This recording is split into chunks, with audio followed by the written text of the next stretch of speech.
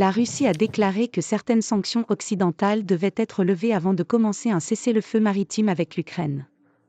Quelques heures après que les États-Unis ont annoncé que les deux parties avaient convenu de mettre fin aux frappes en mer Noire dans le cadre d'accords séparés, le Kremlin a déclaré que cela n'aurait lieu qu'une fois les sanctions contre un certain nombre de banques russes levées.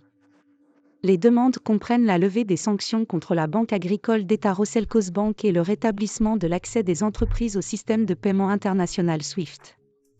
Dans la nuit, Moscou a lancé une attaque de drones sur la ville portuaire de Mykolaïv, ont déclaré des responsables ukrainiens, le président Volodymyr Zelensky déclarant que les frappes étaient « un signal clair » que la Russie ne voulait pas la paix.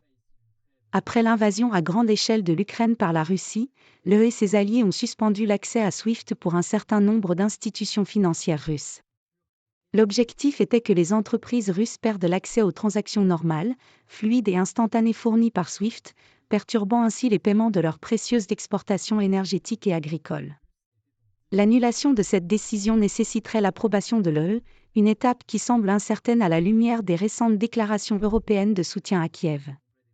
Un porte-parole de la Commission européenne a déclaré que le retrait de toutes les forces russes d'Ukraine serait l'une des principales conditions pour lever ou modifier toute sanction. Mardi, le président américain Donald Trump a déclaré que la Russie pourrait tenter de retarder la fin de la guerre. Je pense que la Russie souhaite en finir, mais il se pourrait qu'elle traîne les pieds.